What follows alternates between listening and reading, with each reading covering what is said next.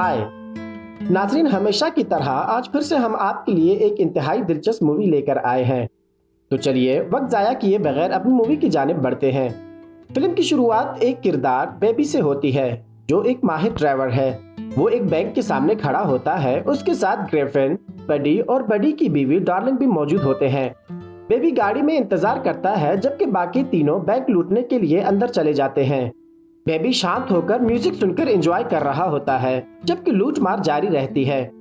जब तीनों वापस आते हैं तो बेबी फौरन महारत से गाड़ी ड्राइव करते हुए पुलिस के ताक़ुब से इन तीनों को बचा देता है।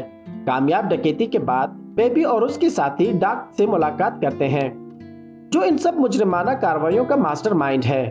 डाक सबको चोरी शुदा रकम से हिस्सा देता है। बेबी को सबसे ज्यादा रकम मिलती है क्योंकि उसने शानदार ड्राइविंग की थी।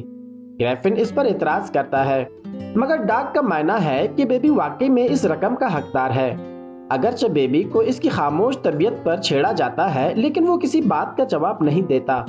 बाद में डाक बेबी से एक पुराने वाक़े पर बात करता है जिसमें बेबी ने गलती से वो गाड़ी चुरा ली थी जिसमें डाक का चोरी शुदा सामान मौजूद था। तब दोनों के दरमियान एक मुआहदा हुआ था कि बेबी अपने हिस्से की रकम वापस करके अपना कर्ज चुकाएगा। बेबी डाक को याद दिलाता है कि अब सिर्फ एक काम बाकी है और वो उसे मुकम्मल करने के बाद वो जराइम की दुनिया छोड़ देगा। डाक इस पर रजामंद हो जाता है। बेबी घर वापस जाकर बाकी रकम छुपा देता है क्योंकि वो खुफिया तौर पर एक बेहतरीन जिंदगी के लिए पैसे जमा कर रहा होता है। फिर वो एक गाना तरतीब देता है जिसमें वो डाक की बातों को शामिल करता है और उसे अपनी माँ के कैसेट्स में रख देता है।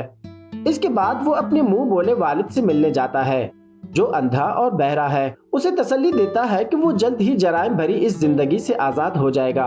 बेबी जोसेफ को छोड़कर डेबोरा से एक रेस्टोरेंट में मुलाकात करता है जहां दोनों को मौसीकी से मुश्तरका लगाव के बायस कुर्बत महसूस होती है। बेबी डेबोरा की मौसीकी के शौक से बहुत मुतासिर होता है और खुशी खुशी उसे एक गाना सुनाता है जो उसने खुद बनाया होता है। उसे डाक की कॉल आती है जो उसे अगले दिन एक खुफिया पनाहगाह में बुलाता है।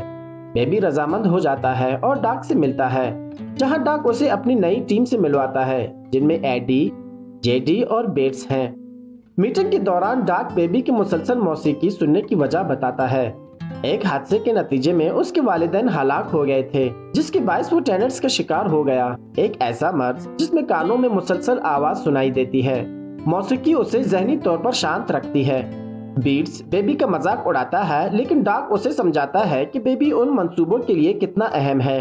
डाक मंसूबे की संजीदगी पर जोर देता है लेकिन बीट्स गुस्से से कहता है कि उसे मंसूबा समझाया ही नहीं गया।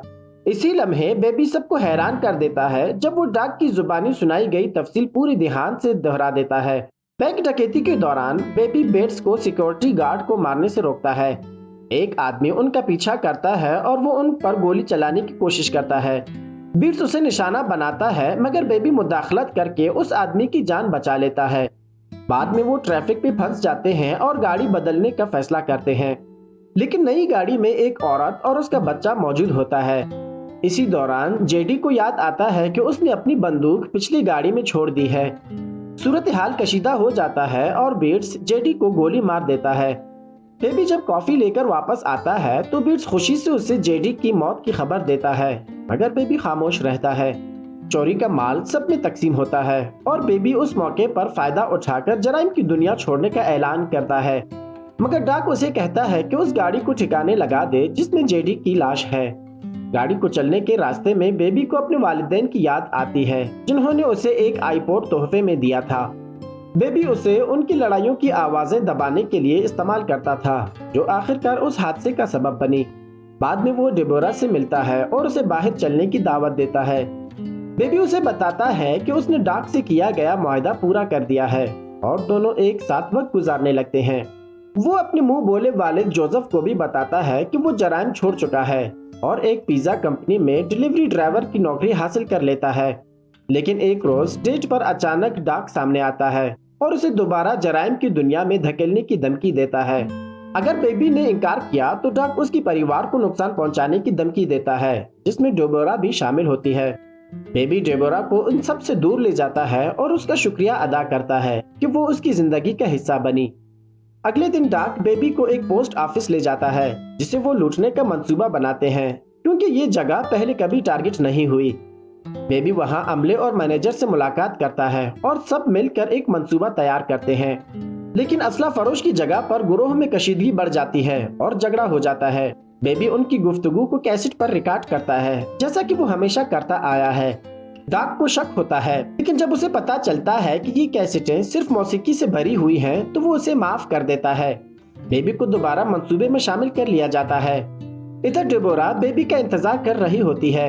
اگلے دن بیبی پیٹس، بڈی اور ڈارلنگ کو پوسٹ آفس لے جاتا ہے۔ خود گاڑی میں باہر بیٹھا رہتا ہے، لیکن جب وہ مینیجر کو آتے دیکھتا ہے تو اسے خبردار کر دیتا ہے کہ اندر نہ جائے۔ مینیجر گارڈز کو آگاہ کر دیتی ہے، لیکن پھر بھی حالات بگڑ جاتے ہیں۔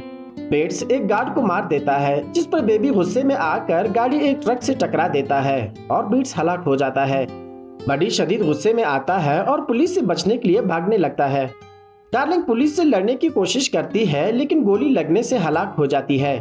بڈی بیبی کی گاڑی پر گولیاں برساتا ہے، جس سے گاڑی تباہ ہو جاتی ہے۔ ہنگامے میں بیبی کی قیمتی آئی پوڈ پیچھے رہ جاتا ہے، کانوں میں مسلسل بیپنگ سنائی دیتی رہتی ہے۔